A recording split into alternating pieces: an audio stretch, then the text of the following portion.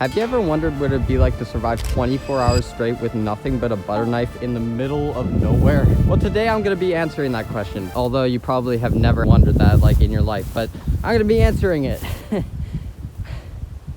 I should get going.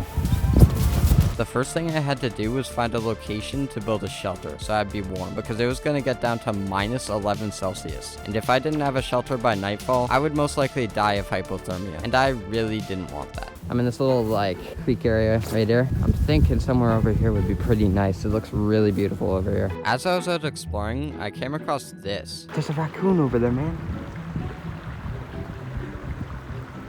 Look at it.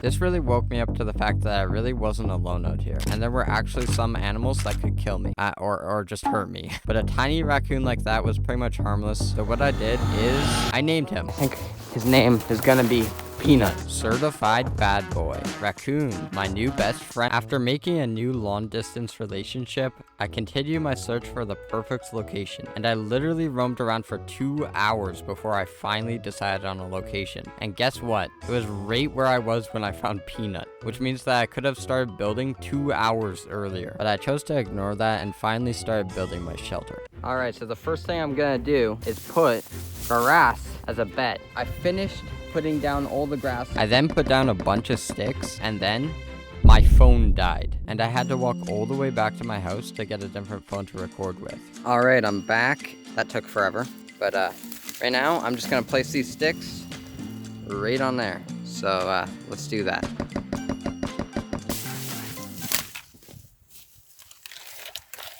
Okay, so now I'm done putting all the sticks on this side, and I also put bark on all the sticks on this side. So I'm probably gonna do the same with the other side and also put grass on there. Boom, here it is. That took so long. Check this out.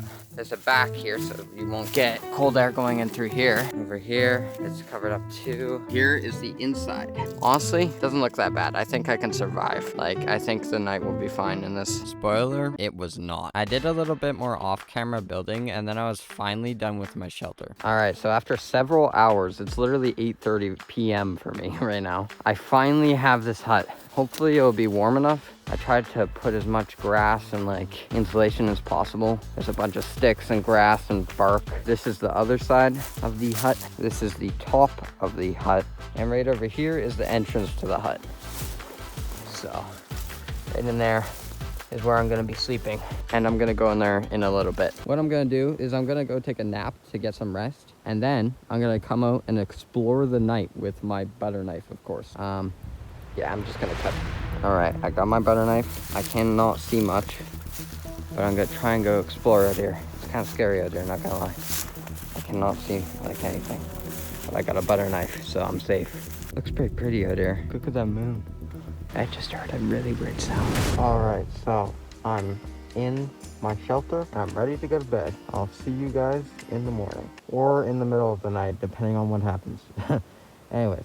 Good night. I tried to fall asleep for 3 hours, but it was so cold that I just couldn't. And to make things worse, I was hearing really weird sounds the entire time. So at 1 in the morning, I said this. All right, so it is 1 a.m. right now, and I've barely gotten any sleep. I've been really, really cold. I just don't know if I should call it quits because I don't know if I can get through this night. I'll decide in the next hour. I really didn't know what to do because I really didn't want to have to give up this easily, but at the same time, I knew that if I stayed out much longer, I could be at risk of getting hypothermia. And that was one of my biggest fears from the very beginning of this challenge. Because not only was it super cold outside, but it was also springtime, and everything is really wet, which makes me at an even greater risk. So 15 hours into the challenge, at 2 in the morning, I finally decided to pack up and make the long walk home. All right, so I decided to call it quits. I'm just scared that I'm gonna get hypothermia out here. I know this is kind of a lame way for this all to end, but I don't want to risk hurting myself doing this, and I'm really just quite frankly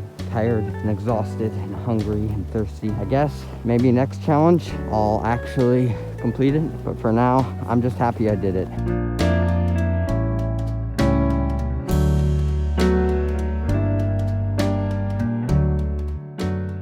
I'll see you guys in the next one.